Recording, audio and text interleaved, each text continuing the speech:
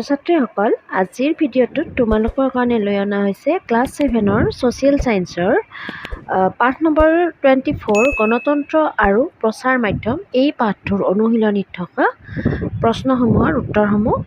গতিকে তোমালোকে ভিডিঅ'টো শেষলৈকে চাবা আৰু প্ৰশ্নসমূহৰ উত্তৰসমূহ বুজি ল'বলৈ চেষ্টা কৰিবা আৰু ভিডিঅ'টো ভাল লাগিলে লাইক কৰিবা, কমেণ্ট কৰিবা আৰু ভিডিঅ'টো শ্বেয়াৰ কৰি দিবা যিমান পাৰা সিমান, আৰু চেনেলটো ছাবস্ক্ৰাইব কৰিবলৈ নাপাহৰিবা। এতিয়া আহাচোন আমি ক্লাছটো আৰম্ভ কৰোঁ। চোৱা, তোমালোকৰ অনুশীলনীত এই প্ৰশ্নসমূহ ইয়াতে তোমালোকক কৰা হৈছে। গতিকে ইয়াৰ উত্তৰসমূহ এতিয়া আমি আলোচনা কৰিবলৈ গৈ আছোঁ। ইয়াতে প্ৰথম প্ৰশ্নটো সুধিছে যে প্ৰচাৰ মানে কি? উত্তৰত আমি কি লিখিম?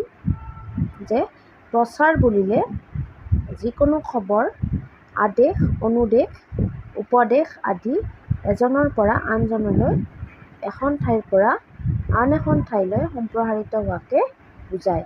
মানে প্ৰচাৰ বুলিলে আমি কি বুজোঁ? যে খবৰ, আদেশ, অনুদেশ, উপদেশ আদি এজনৰ পৰা আনজনলৈ বা এখন ঠাইৰ পৰা আন ঠাইলৈ যেতিয়া সম্প্ৰসাৰিত হ'ব তেতিয়া আমি তাক কি বুলি কওঁ? প্ৰচাৰ বুলি কওঁ। ছেকেণ্ড প্ৰশ্নটো সুধিছিলে যে প্ৰচাৰ মাধ্যমৰ বিভিন্ন ভাগসমূহ কি কি? উত্তৰ হ'ব কি? প্ৰচাৰ মাধ্যমৰ মূলতঃ দুটা ভাগ দুটা হৈছে মুদ্ৰিত আৰু ইলেক্ট্ৰনিক। মুদ্ৰিত আৰু ইলেক্ট্ৰনিক।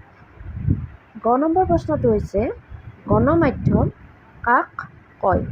উত্তৰ দিয়া। গণমাধ্যম কাক কয়? উদাহৰণ দিয়া। উত্তৰত আমি কি লিখিম? যে প্ৰচাৰ মাধ্যমৰ ভিতৰত কিছুমান মাধ্যমৰ পৰিসৰ ব্যাপক, যিবোৰে অতি কম সময়ৰ ভিতৰতে বহু লোকৰ মাজত খবৰ বাতৰিসমূহ সম্প্ৰচাৰ কৰিব পাৰে, সেইবোৰক গণমাধ্যম বোলে। যেনে উদাহৰণস্বৰূপে আমি লিখিব পাৰোঁ চলচ্চিত্ৰ, নাটক আদি। তাৰ পিছৰ প্ৰশ্নটো আছিলে যে প্ৰাচীন কালত ব্যৱহৃত দুই প্ৰকাৰৰ প্ৰচাৰ মাধ্যম কি কি? উত্তৰত কি লিখিম? যে প্ৰাচীন কালত ব্যৱহৃত দুই প্ৰকাৰৰ প্ৰচাৰ মাধ্যম হ'ল ঢোল পিটি আৰু কা ঘণ্টা বজাই। আগতে যেতিয়া মানে ইলেক্ট্ৰনিক বা বাতৰি কাকত এইবিলাকৰ আৱিষ্কাৰ হোৱা নাছিলে, তেতিয়াহ'লে খবৰ দিবৰ কাৰণে কি কৰিছিলে? ঢোল পিটি নহ'লে কা ঘণ্টা বজাই খবৰ দিয়াৰ ব্যৱস্থা কৰা হৈছিলে। তাৰ পিছৰ প্ৰশ্নটো হৈছে ছপাশাল পোনপ্ৰথমে কোনে আৰু কেতিয়া আৱিষ্কাৰ কৰিছিল? উত্তৰত কি লিখিম? যে 16শ শতিকাত জাৰ্মানীৰ জোহান গুটেনবাৰ্গে ছপাশাল আৱিষ্কাৰ কৰিছিল। 16শ শতিকাত জাৰ্মানীৰ জোহান গুটেনবাৰ্গে ছপাশাল আৱিষ্কাৰ কৰিছিল। 2 নম্বৰ প্ৰশ্ন দিছে যে প্ৰচাৰ মাধ্যমসমূহ কেই প্ৰকাৰৰ, কি কি? সেই মাধ্যমসমূহে জনসাধাৰণক কেনেদৰে সহায় কৰে? উত্তৰত লিখিম যে প্ৰচাৰ মাধ্যম দুই প্ৰকাৰৰ, এটা হৈছে মুদ্ৰিত আৰু ইলেক্ট্ৰনিক। প্ৰচাৰ মাধ্যমসমূহে জনসাধাৰণক বিভিন্ন ধৰণে সহায় কৰে। এই মাধ্যমসমূহৰ জৰিয়তে মানুহে ঘৰত বহিয়ে দেশ বিদেশৰ খবৰ বাতৰি পাব পাৰে। আৰু কি হয়? ইয়াৰ জৰিয়তে কোনো বিষয়ৰ ওপৰত জ্ঞান পোৱাৰ লগতে পৰিস্থিতিৰ বুজ লোৱাৰ সুবিধা পাওঁহক। তাৰ লগে লগে আমাৰ মাজত কৌতূহল, সজাগতা আৰু সচেতনতা বৃদ্ধি পায়। আমি নিজৰ ব্যক্তিগত আৰু সাংগঠনিক মতামত, গঠনমূলক দিহা পৰামৰ্শ আদি আগবঢ়াবলৈ তৎপৰ হৈ উঠোঁ। এনে অৱস্থাত আমি একমাত্ৰ প্ৰচাৰ মাধ্যমসমূহকেই অৱলম্বন কৰিবলগীয়া হয়।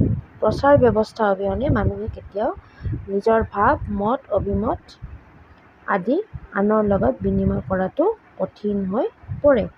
গতিকে এইখিনি লিখিলে তোমালোকৰ হৈ যাব যে আমি ঘৰত বহিয়ে খবৰ বাতৰি পাওঁ, তাৰ উপৰিও আমি বিভিন্ন ধৰণৰ জ্ঞান অৰ্জন কৰিব পাৰোঁ, হয়নে? গঠনমূলক কাম, দিহা পৰামৰ্শ আমি প্ৰচাৰ মাধ্যমৰ পৰাই পাব পাৰোঁ। তাৰ পিছত প্ৰশ্নটো আছিলে যে গণতন্ত্ৰ সবলীকৰণত প্ৰচাৰ মাধ্যমে কেনেদৰে প্ৰভাৱ পেলায়? উত্তৰত কি লিখিম? যে গণতান্ত্ৰিক ৰাষ্ট্ৰ এখনক সুপথে পৰিচালিত কৰাত প্ৰচাৰ মাধ্যমৰ ভূমিকা অপৰিসীম। হয়নে? গণতান্ত্ৰিক ৰাষ্ট্ৰ এখনক সুপথে পৰিচালিত কৰাত প্ৰচাৰ মাধ্যমৰ ভূমিকা অপৰিসীম।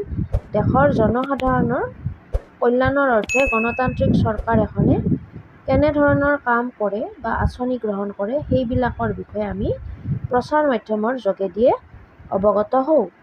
গণতন্ত্ৰত চৰকাৰ আৰু ৰাইজৰ মাজৰ যোগসূত্ৰ হৈছে প্ৰচাৰ মাধ্যম।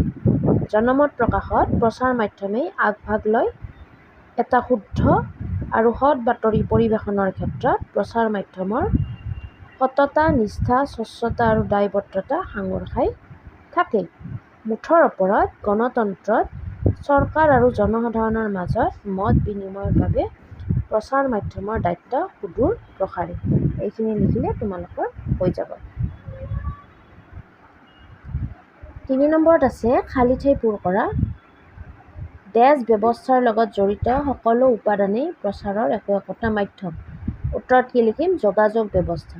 যোগাযোগ ব্যৱস্থাৰ লগত জড়িত সকলো উপাদানেই প্ৰচাৰৰ একোটা মাধ্যম। ছেকেণ্ডটো হৈছে মানুহৰ মাজত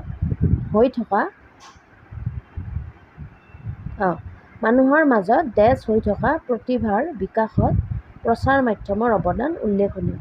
উত্তৰত কি লিখিম? অন্তৰ্নিহিত। মানুহৰ মাজত অন্তৰ্নিহিত হৈ থকা প্ৰতিভাৰ বিকাশত প্ৰচাৰ মাধ্যমৰ অৱদান উল্লেখনীয়। তাৰপিছত আছে দেশ ছপাশাল আৱিষ্কাৰ কৰিছিল।